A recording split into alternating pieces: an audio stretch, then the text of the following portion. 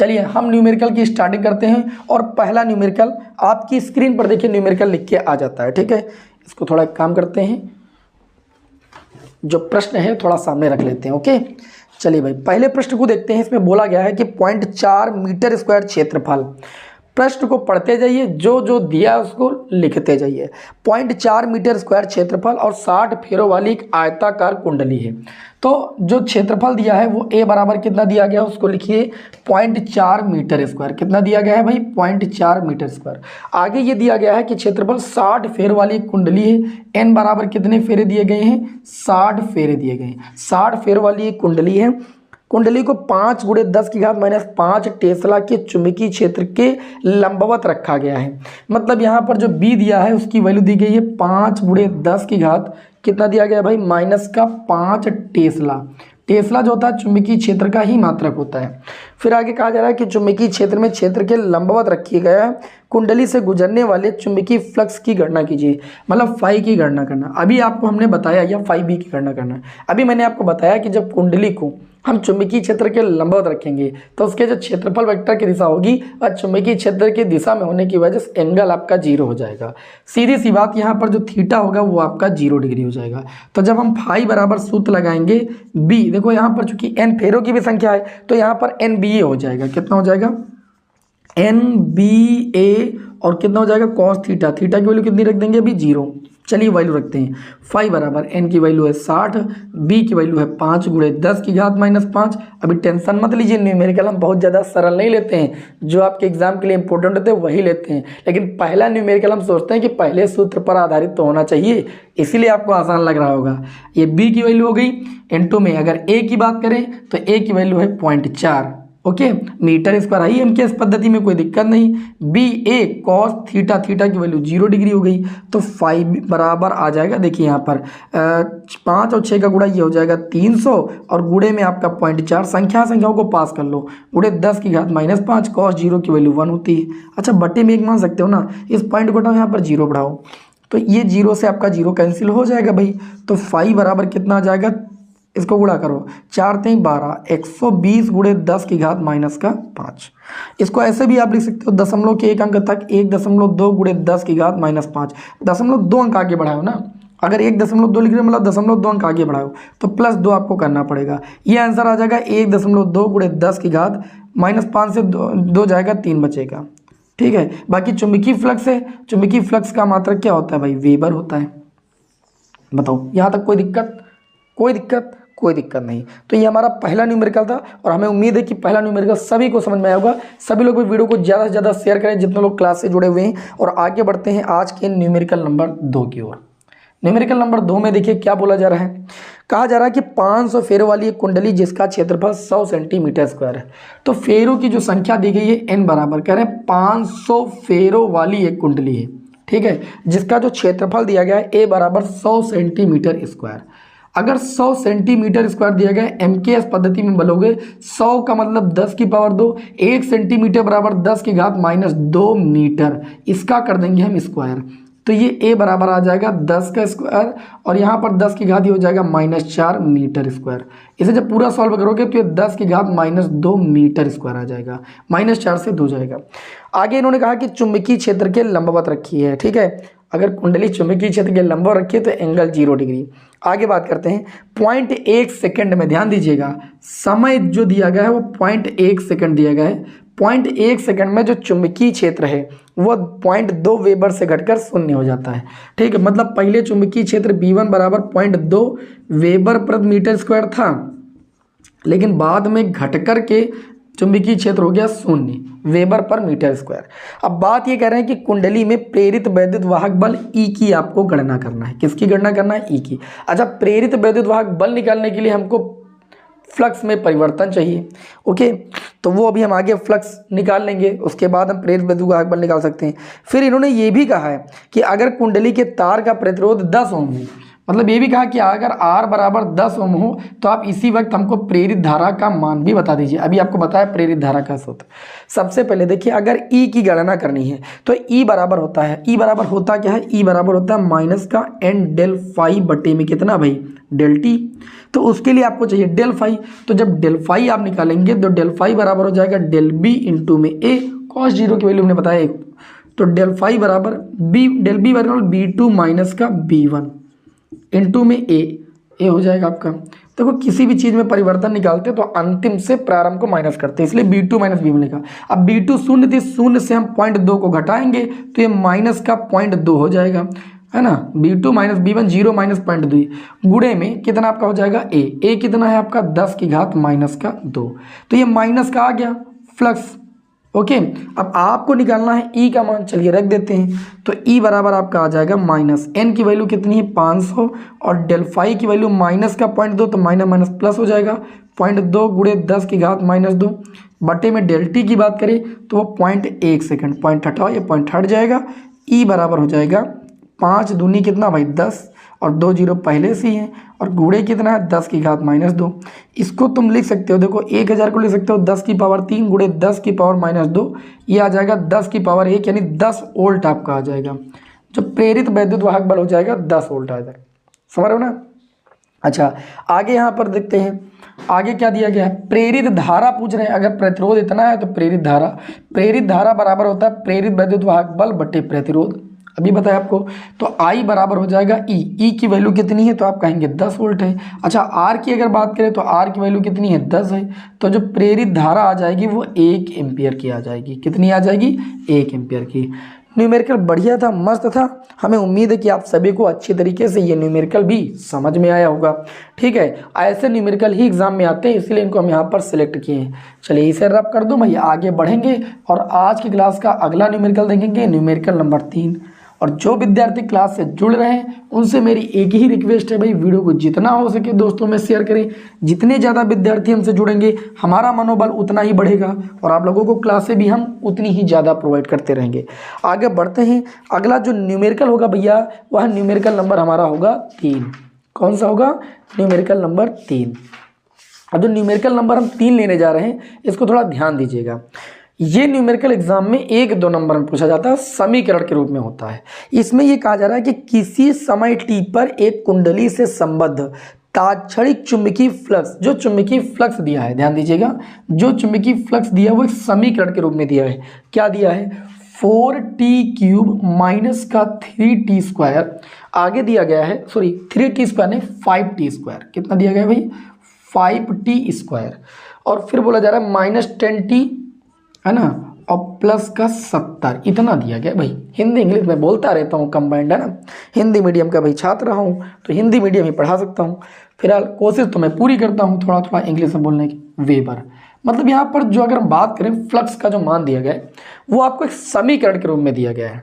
अब बात ये कह रहे हैं कि समय t बराबर 2 सेकंड पर कुंडली में प्रेरित वैद्युत वाहक बल करिए।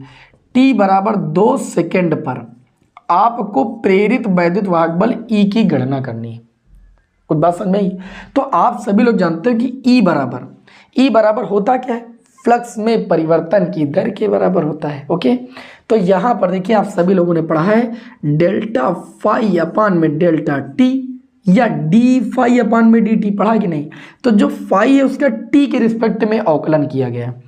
तो चलिए भाई ये जो समीकरण आपको दी है 4t³ minus 5t² minus 10t plus 70, इसका t के सापेक्ष हम कर देते हैं अवकलन। अवकलन करना जानते हैं आप सभी लोग, तो जब t के सापेक्ष हम अवकलन कर देंगे तो ये हो जाएगा d∅/dt, 4 बाहर हो जाएगा, t³ का अवकलन 3t² हो जाएगा, 5 बाहर हो जाएगा, t² का अवकलन 2t हो जाएगा, 10 बाहर हो जाएगा, t का t के रिस्पेक्ट में अवकलन 1 हो जाएगा और 70 अचर पद है, अचर पद का अवकलन 0 हो जाएगा। इस तरीके से d∅/dt की वैल्यू मिल जाएगी 4 और इंटू 3, 4 इंटू 3 कितना हो जाएगा 12, 4 3 12 गुणे में t², t की वैल्यू कितनी है 2, 2 का स्क्वायर कर देंगे, 5 दूनी कितना 10 और t की वैल्यू कितनी है तो 2, क्योंकि हम t बराबर 2 सेकंड पर फ्लक्स में परिवर्तन की दर निकालेंगे ना, और माइनस का कितना है भाई 10, तो ये हो जाएगा d∅/dt बराबर 4 बार चौक कितना हो जाएगा 48, 10 दूनी कितना हो जाएगा 20 और -10, 20 10 30 और 30 जब आप जोड़ेंगे 48 में तो माइनस का कितना हो जाएगा, सॉरी घटाना भी है, ये 48 प्लस का है ना, तो 48 से जब 20 जाएगा तो आपका कितना हो जाएगा 28, और 28 से 10 और घटा दीजिए आप, तो बचेगा ये 18 प्लस का 18 वोल्ट। समझ गए कि नहीं। अब यह d∅/dt की वैल्यू, तो E बराबर होता है माइनस का d∅/dt, मतलब माइनस का 18 वोल्ट आ जाएगा। कितना आ जाएगा, माइनस का 18 वोल्ट आ जाएगा। किसी को कोई दुविधा, अब दुविधा थोड़ी बहुत हो सकती है, ठीक है, दुविधा हो सकती है तो आप कमेंट कर सकते हैं, हमारे समझ से तो इसमें कोई दुविधा नहीं होनी चाहिए। समझ में आ गई बात। चलिए अगले क्वेश्चन की ओर बढ़े भाई। देखिए बहुत सभी लोग ये कहते हैं कि ई की वैल्यू ऋणात्मक क्यों है। भैया ऋणात्मक चिन्ह ये बताता है कि जो प्रेरित विद्युत वाहक बल है इसकी दिशा कुछ ऐसी है कि ये धारा परिवर्तन का क्या करता है भाई, विरोध करता है। किसका विरोध करता है भाई, धारा परिवर्तन का विरोध करता है। जब तो प्रेरित विद्युत वाहक बल का मान नेगेटिव आता है, सीधी सी बात, तो इससे घबराने वाली कोई बात नहीं। चलिए सर अब करें, वेरी मोस्ट इंपॉर्टेंट है, समीकरण के रूप में क्वेश्चन कई बार एग्जाम में आ भी चुका है, तो इसको इसीलिए मैंने यहाँ पर उठाया था। यहाँ पर जो क्वेश्चन लिए जाते हैं वो बोर्ड एग्जाम की दृष्टि से इंपॉर्टेंट हो वो लिए जाते हैं, ये नहीं देखा जाता है कि ये आसान है बहुत ज़्यादा कठिन है। ओके चलिए भाई, अगला न्यूमेरिकल मैंने कौन सा सिलेक्ट किया है, न्यूमेरिकल नंबर 4। बहुत ही बढ़िया प्यारा सा क्वेश्चन, ध्यान से देखिएगा। न्यूमेरिकल नंबर 4 ये दिया गया है कि एक कुंडली का स्वप्रेरण गुणांक, अभी बताया स्वप्रेरण गुणांक को हम L से व्यक्त करते हैं। L बराबर आपको दिया गया है 40 मिली हेनरी, मिली को लिखते हैं 10⁻³ और ये हो गया हेनरी। आगे ये कहा जा रहा है MHC भी लिख सकते हैं, इसमें वैद्युत धारा 5 मिली सेकेंड में 2 एम्पियर से 12 एम्पियर हो जाती है।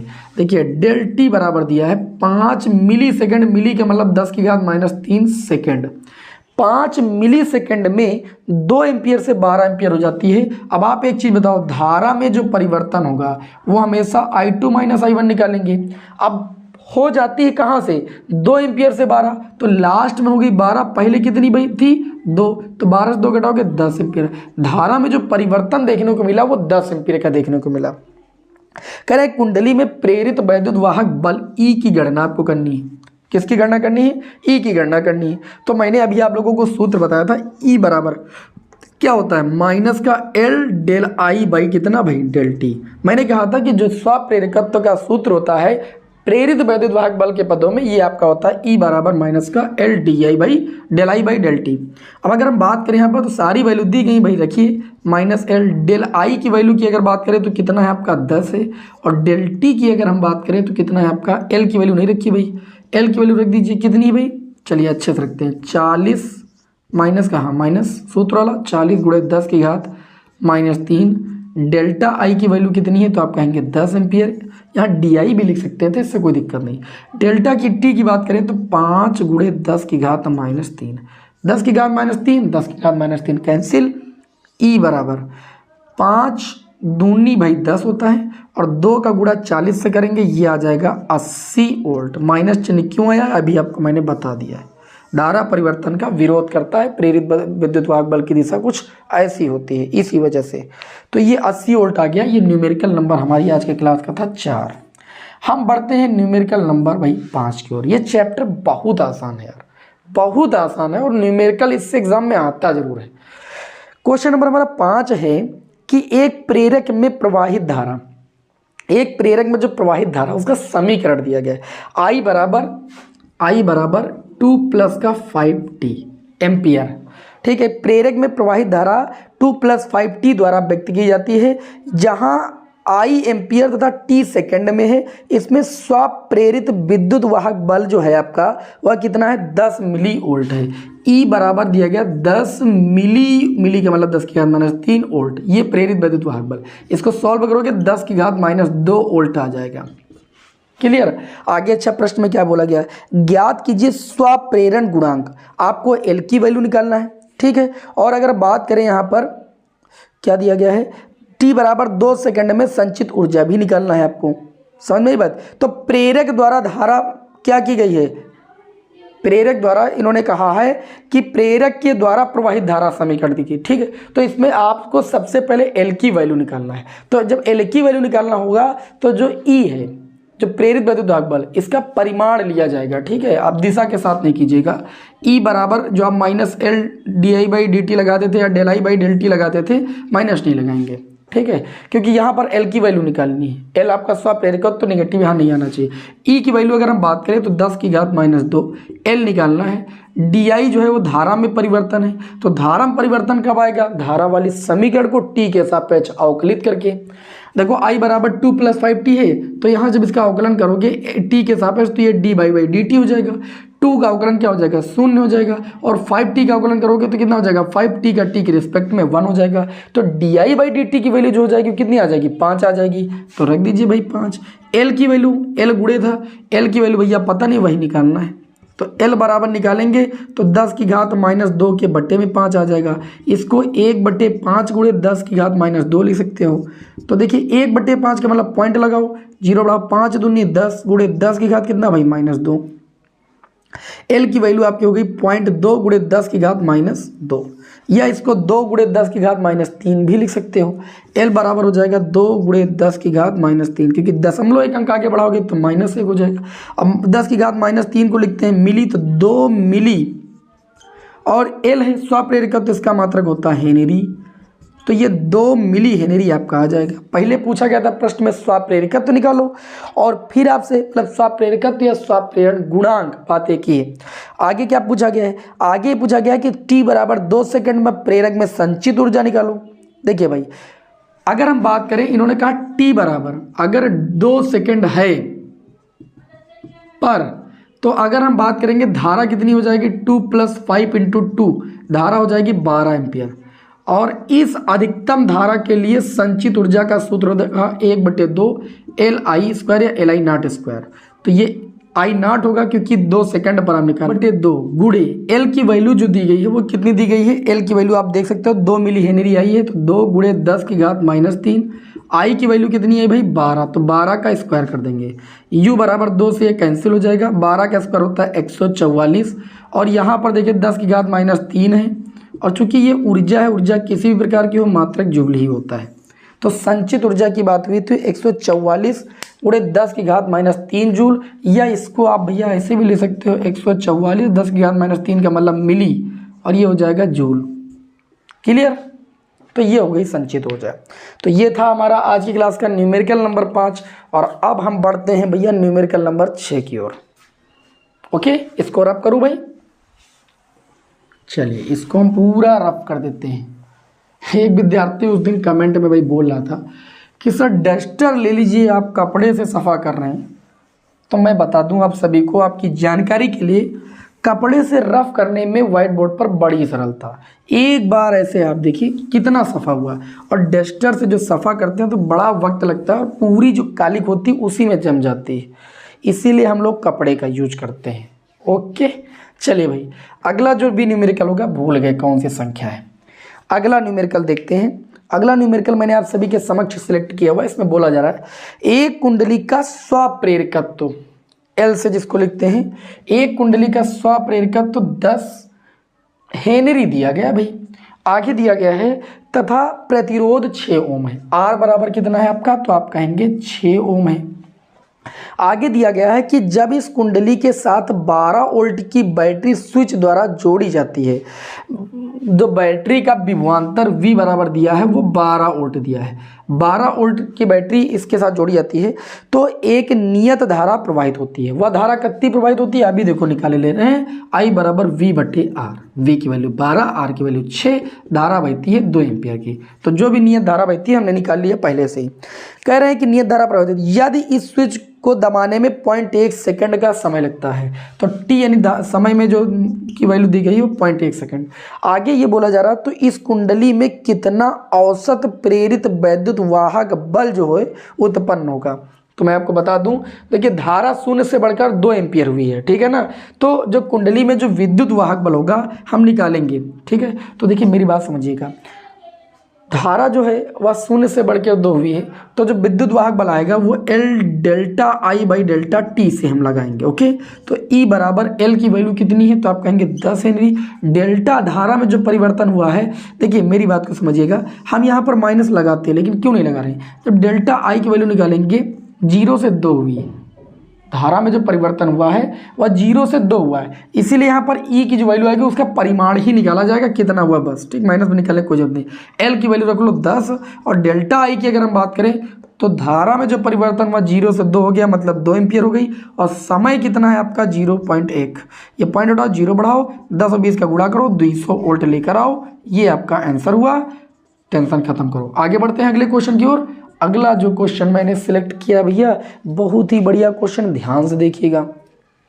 बोला जा रहा है कि यदि प्राथमिक कुंडली में बहने वाली धारा 3 एम्पियर की हो, और प्राथमिक कुंडली में धारा कब बहती है, जब पास रखी दूसरी कुंडली में कुछ परिवर्तन होता है, चैप्टर में यही तो पढ़ा, उसी को अन्योन्य प्रेरण कहते हैं।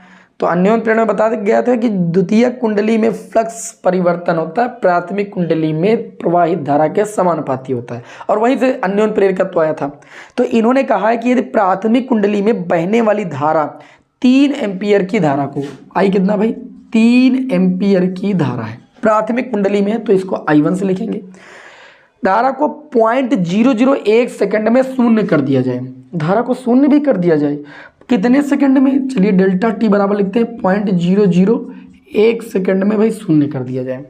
तो ये बोल रहे हैं कि द्वितीय कुंडली में उत्पन्न प्रेरित वैद्युत वाहक बल, द्वितीय कुंडली में उत्पन्न जो प्रेरित वैद्युत वाहक बल E2 है वह बोल रहे हैं कि 15,000 वोल्ट होता है। वाह भाई वाह, 15,000 वोल्ट। प्राथमिक कुंडली में परिवर्तन कर रहे हैं तो द्वितीय कुंडली क्या हुआ भाई, इसमें प्रेरित वैद्युत वाहक बल उत्पन्न हुआ जिसकी वैल्यू 15,000 वोल्ट है।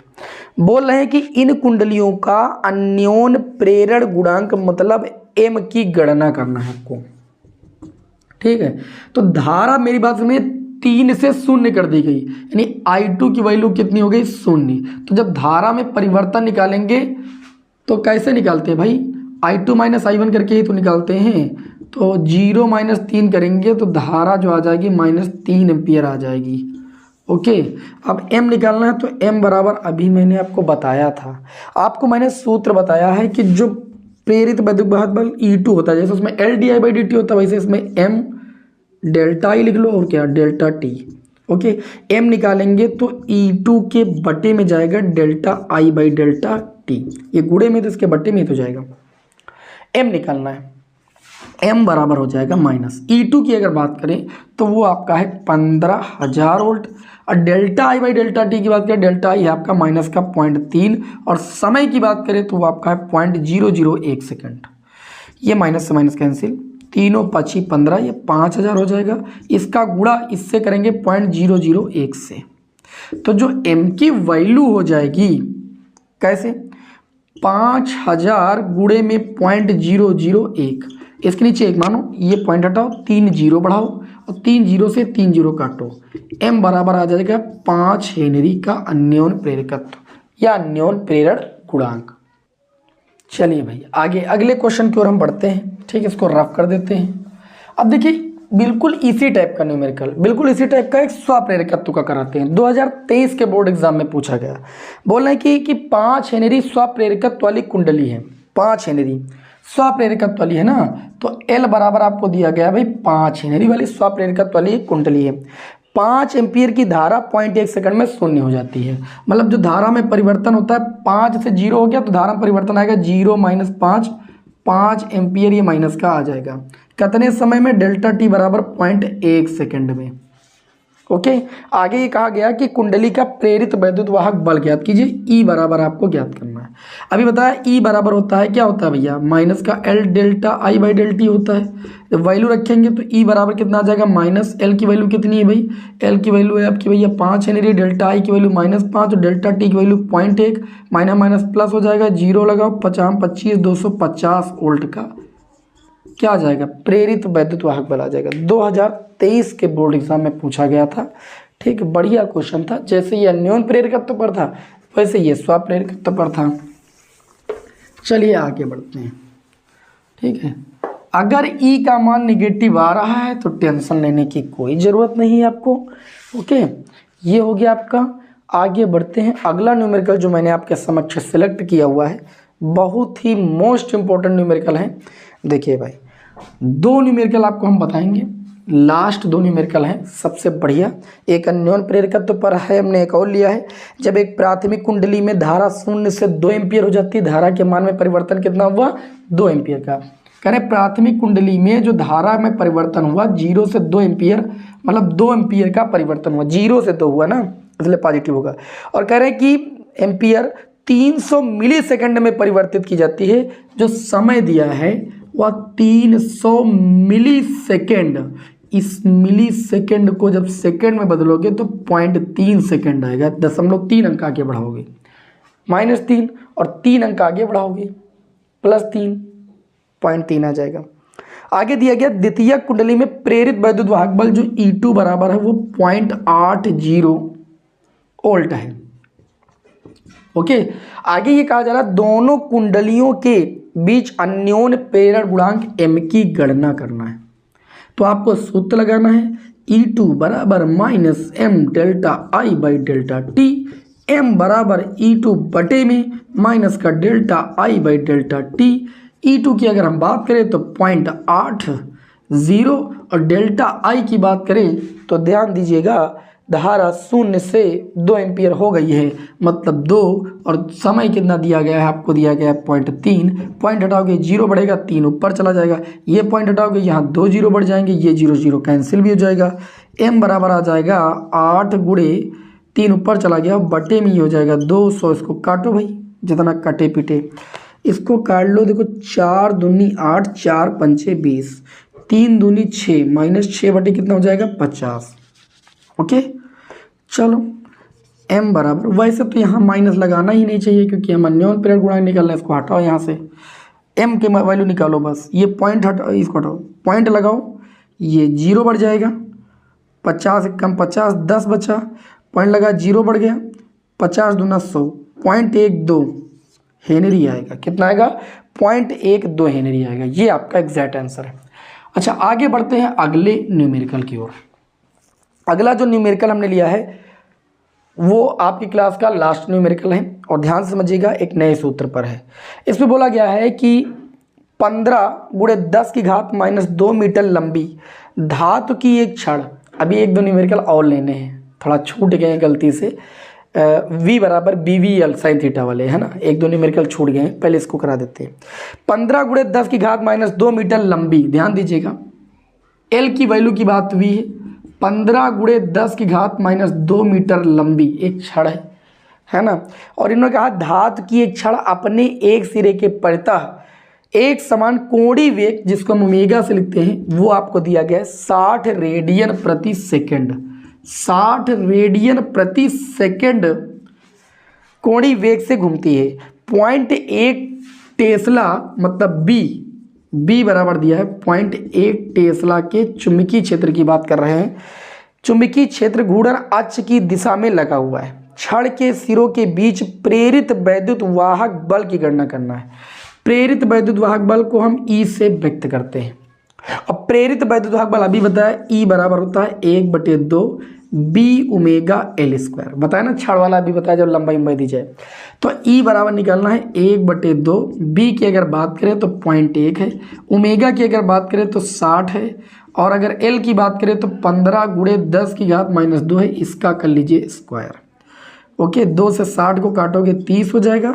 E बराबर 0.1 गुणे 30, 15 का स्क्वायर 225 और 10 की पावर -2 का स्क्वायर -4। ये भैया पॉइंट हटाओ, यहाँ 0 बढ़ जाएगा, इस 0 से इस 30 वाले 0 को काट दो। तीनों पक्षी 15, 3 दूनी 6, 1 7, 3 दूनी 6, 675 गुणे 10 की घात -4। ओके, या E बराबर इसको 0.123 4 अंक आके खिसका लो, और क्या खिसकाओगे तो पॉइंट ये आ जाएगा 0.0675 वोल्ट, ये भी आप लिख सकते हो। ठीक है, तो कितना आंसर आ जाएगा 0.067 वोल्ट। चलो इस सूत्र पर तो न्यूमेरिकल हो गया, अभी 2 न्यूमेरिकल छूट गए हैं, शायद 1-2 गलती से, उनको भी ले लेते हैं। ओके, हाँ, जिससे कोई छूटने ना पाए भाई। इसको मैं यहाँ पर रब कर दूँ भाई, रब कर देता हूँ। चलिए एक आधे न्यूमेरिकल और ले लेते हैं, तब जो है क्लास को हम लीव करते हैं। भाई हम सोच रहे थे कुछ छूटा जा रहा है क्या, मेरा सिलेक्ट किया हुआ न्यूमेरिकल मैंने कोई छोड़ दिया क्या, और वैसा ही हुआ। चलिए अगला न्यूमेरिकल देखते हैं, आप क्लास का लास्ट न्यूमेरिकल कर देंगे भाई। ओके, तो अगला जो न्यूमेरिकल है, कौन सा न्यूमेरिकल ले लेते हैं, बढ़िया सा एक ले लेते हैं। चलिए देखते हैं भाई, बोला गया है कि 20 मीटर पंख फैलाव वाला धातु का एक वायुयान दक्षिण दिशा में 250 मीटर प्रति सेकंड के वेग से, ठीक है, मीटर प्रति सेकंड के वेग से पृथ्वी की सतह के समांतर उड़ रहा है। ध्यान दीजिएगा, 250 मीटर प्रति सेकंड जो दिया है वी दिया है, वी बराबर कितना दिया है, इसको देखिए कितना स्याही निकल गई यहाँ पर। देखिए भाई, वेग दिया गया है 250, वेग को स्मॉल वी से लिखते हैं, 250 मीटर प्रति सेकंड का वेग दिया गया है। आगे प्रश्न में बोला जा रहा है पृथ्वी की सतह के समांतर उड़ रहा है, पृथ्वी के चुंबकीय क्षेत्र का ऊर्ध्वाधर जो घटक है, ऊर्ध्वाधर घटक को हम वैसे तो BV से लिखते हैं, लेकिन अब वो सिलेबस हटा, लेकिन चुंबकीय क्षेत्र दिया है ये जानिए, तो ये B हो जाएगा। चुंबकीय क्षेत्र दिया है, कितना दिया है भाई, 3.5 × 10 की घात -5, और मात्रक आपका क्या दिया, वेबर प्रति मीटर स्क्वायर।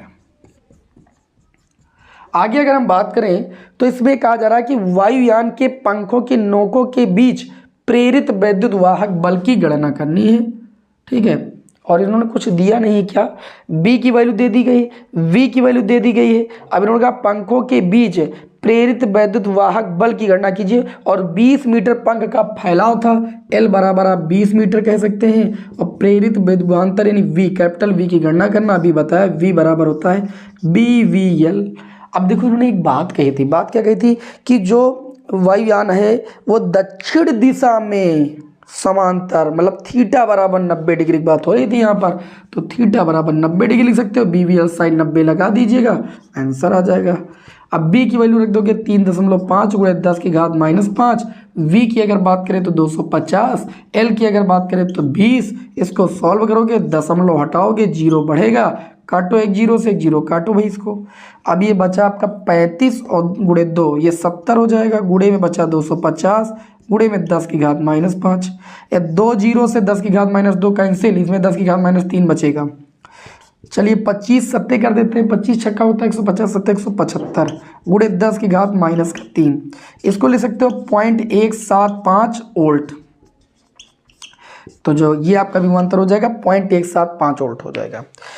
हमें उम्मीद है कि भैया ये जो मैंने आज की क्लास में आपको न्यूमेरिकल कराए हैं ये आपको अच्छे तरीके से समझ में आ गए होंगे। बाकी नेक्स्ट क्लास में एक अगले चैप्टर के आप लोगों को सभी महत्वपूर्ण सूत्र और उन पर आधारित जो भी आपके न्यूमेरिकल होंगे उनको हम सॉल्व कराएंगे। क्लास कैसी लगी हमें कमेंट बॉक्स में ज़रूर बताइएगा। नेक्स्ट क्लास में आपको मिलते हैं। जय हिंद, वंदे मातरम।